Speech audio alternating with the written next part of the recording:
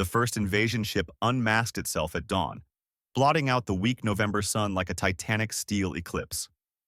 Across every continent, humans froze, forks midair, morning coffee trembling, holiday flights halted on runways.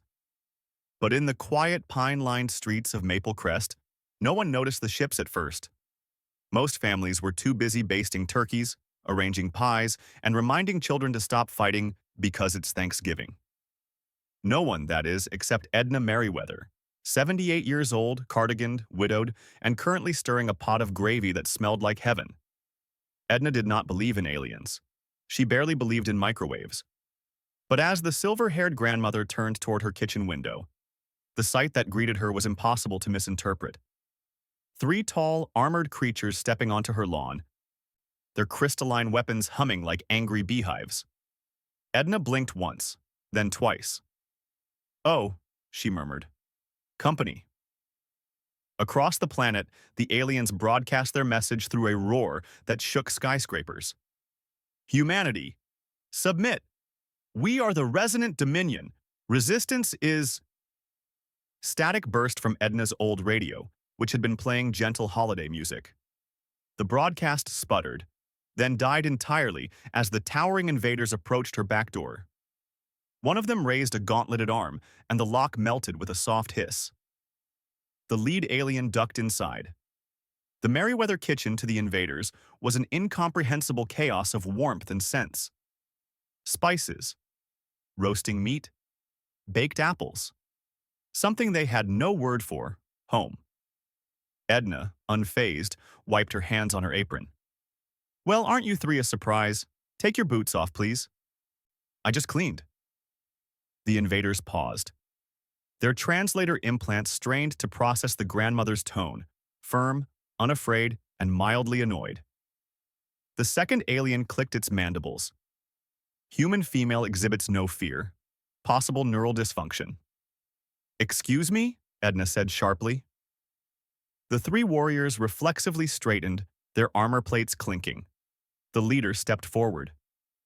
"Human, you are to be—" "Sit," Edna instructed, pointing to the kitchen table.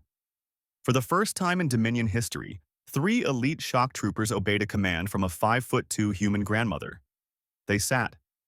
Edna poured tea. Steam curled from the chipped porcelain cups, carrying a fragrance of chamomile and peppermint. The aliens watched the liquid as if it might attack. The Dominion had conquered 12 star systems, crushed a dozen rebellions, and dissolved cities into plasma storms, but they had never encountered boiling water in a decorative mug. "Well," Edna said, folding her arms. "Drink. You can hardly threaten the planet on an empty stomach." The leader lifted the cup, examining it like a bomb. "What is this substance?" "Tea," she replied. "Good for the nerves. And you seem awfully tense." The alien took a sip. Silence. The armor on its spine unshivered, its mandibles loosened. A low, warbling sigh escaped its throat, a sound no human had heard before.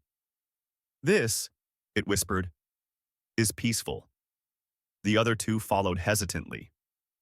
Within seconds, the tension in the room dissolved. The invaders looked almost comfortable, like oversized metallic house cats. Edna nodded approvingly. "That's better. Now, what on Earth, or whatever planet you crawl from, are you doing ruining Thanksgiving?" The leader swallowed another mouthful of tea. "Our species conquers. It is our destiny." "Why?" Edna demanded.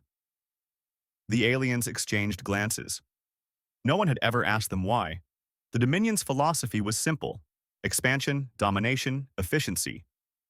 But here, in this small, warm house filled with the scent of cinnamon, the logic suddenly seemed thin. "Because it is tradition," the leader finally said. Edna harumphed. "You know what else is tradition? Family, comfort, sharing food instead of blasting people with those." She flicked a hand at their humming weapons. "Toys." The youngest alien tilted its head. "You share nourishment as a ritual?" "It's Thanksgiving," Edna said matter-of-factly. "Sharing is the whole point." She began placing dishes on the table as if hosting extraterrestrial soldiers was no stranger than hosting her grandchildren. Mashed potatoes, cranberry sauce, sweet rolls with melted butter, A small mountain of stuffing?